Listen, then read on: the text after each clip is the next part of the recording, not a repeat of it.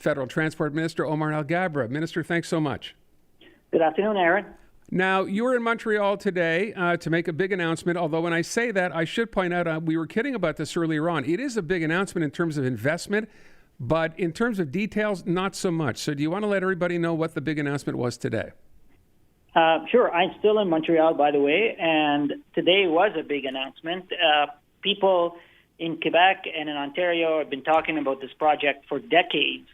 Businesses have been asking for it, and I'm really glad to have had the opportunity to be here along with my colleagues to make this announcement. Today we announced that we're moving to the second phase of the procurement process for this high-frequency rail that's going to connect Quebec, Trois-Rivières, Montreal, Ottawa, Peterborough, and Toronto with more frequent trains, faster, environmentally friendly. They'll be electric and dedicated track.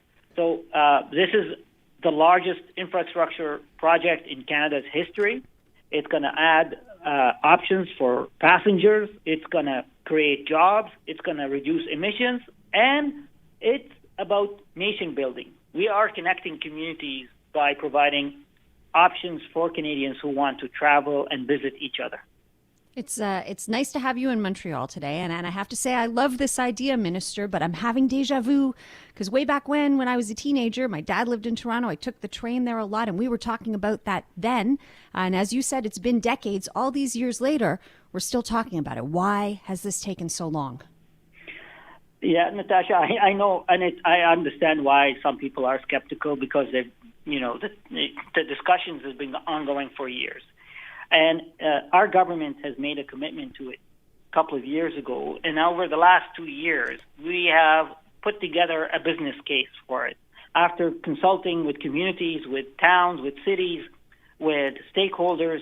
So now we actually have a vision. We actually outlined in detail what the vision is, the communities that will be connected, the type of trains that will be connected, the profile of the track, and we are going to build a dedicated track for this.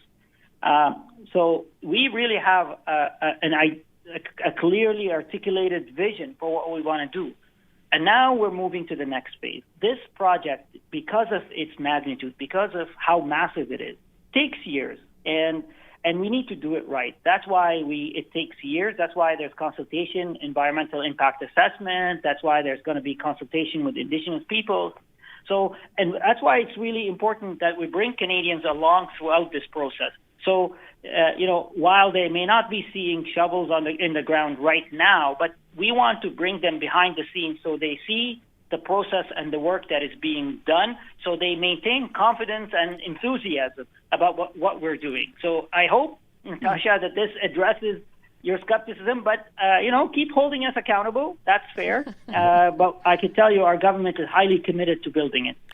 Minister, that may in fact take care of Natasha's skepticism, but I'm afraid it does not take care of mine. Can you give us a rough idea, just the timeline? Are we talking 10 years, 20 years, 30 years? You're asking for tenders only now. There's clearly a lot of work to be done here. What's a realistic timeline for when this is done? Yeah, that I can answer. I'm hoping that we begin constructions by the mid of 2020s and that the project will be completed in the early 2030s. Write that down. Okay, well, that's something to look forward to. I know when you spoke about this back in July of last year, you were kind of reticent to give numbers. But I'm going to ask again, though, do you have an idea approximately of how much the cost may be? I know it's going to cost significant investment. I know it's going to cost billions of dollars, but I still can't give you a number because we are looking to the private sector to also introduce innovative ways of delivering what we want to deliver. I'll give you an example. The speed of the trains. We're hoping right now the initial proposal is that it goes between 170, maybe 200 kilometers an hour. I'm going to challenge the private sector who has done other projects here at home and around the world to find us a better speed, a faster speed. And if they can do so, what is the length of the train? What are the curvatures of some of the tracks? So there are some still unanswered questions that will not be answered until we identify the private sector partner.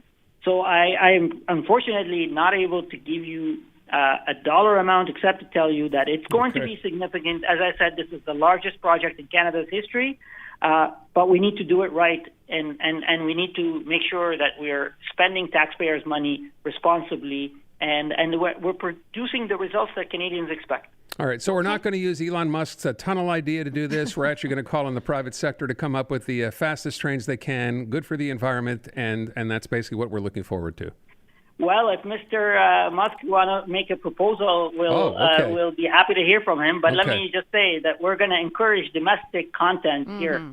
So we're going to focus a lot on domestic content. All right. Excellent. Listen, Mr. ALGHABRA, we're just about out of time. First of all, it's good to have you in Montreal. And while I have you on the phone, there's something else that we've been talking about for decades in the city. You might want to ask a couple of your advisors.